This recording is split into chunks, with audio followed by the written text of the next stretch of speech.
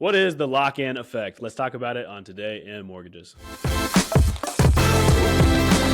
Hey, what's up, everybody? Welcome back to the show. We're talking about what's real, what's hype, and what you should actually be paying attention to out there in the world of mortgage and real estate news. It's Today in Mortgage. Rich, I feel like sometimes in this industry, we got 99 problems. Well, let's I'm so sick of the lock-in effect.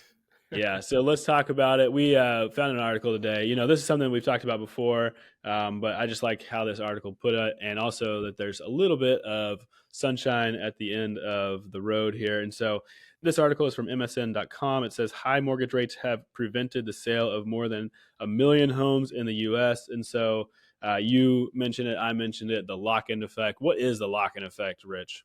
Well, it's where your current interest rate is so much lower than the current market that you can't buy up because it costs that much more money. Like what they say for right now today, same mortgage today in today's rate versus what they have it at is like $600 difference.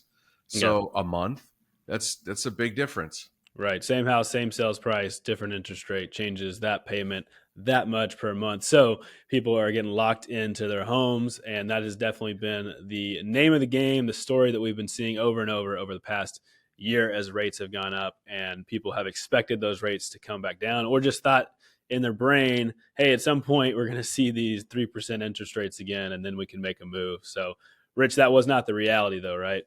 No, that was a manufactured event. We're probably, at least in my lifetime, we probably won't see that again. But for those who have the rate, congratulations. But listen, families grow, people get new jobs, they got to move, they got to change their current scenery. Like it just happens, and that is something that just works itself out, and we're already seeing it. Yeah, so one of the stats that they highlighted here in this article that we've kind of talked about before, but this number is very specific. It says there were 1.33 million fewer sales between the second quarter of 2022 and the fourth quarter of 2023, according to a new paper that came out from the Federal Housing Finance Agency, FHFA.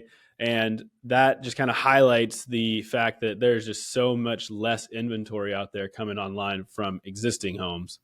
Yeah, Michael, and that's obviously that's dated. Yeah, we're looking at the kind of legacy data from a year ago, and things have changed considerably since then. I mean, this article writes about it, talks about there's over 1 million homes for sale just in February, which is the highest point since February 2020 before COVID. And that's big news. So we're kind of coming back to this idea that there is a normal market. Like we saw crazy markets up and down over the past several years since the beginning of COVID, and then our kind of low rate environment and then high rate environment where people swung the opposite direction. We might be getting back to at normal time. If you remember February, that was right before everything kind of went down in 2020. And so that's kind of almost the last point that we can kind of look back to that was quote unquote normal. So hopefully that fact that we're above normal right now is a really good sign looking forward. What do you think, Rich? Oh, totally. Yeah.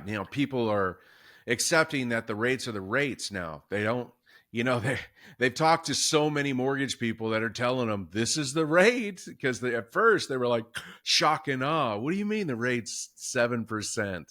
And so they'd shop you around, and everybody's telling them, yeah, rates are 7%. And so now that takes time. People got to digest that new information, because your average borrower is not following interest rates. They're just checking it out when they first get under contract or they first get pre-approved for a new home. So this is all news to them, except for now it's been in the press for so long. They're seeing it on your mainstream news, your nightly news. And so now we're kind of normalized. Yeah, and so the end of this article kind of points to the idea that evidence is suggesting that we are kind of getting to the point where people understand that new normal, and they're coming out of that misunderstanding that rates were going to come back way down. I think that's kind of happening generally across the economy, where people thought, hey, when we stop seeing inflation, we're going to see prices come down. No, prices are going to regulate, not necessarily come down in the grocery store or something like that, but we are going to see less price growth. And I think that's what we're kind of understanding in the general marketplace, hopefully people understanding in the housing marketplace.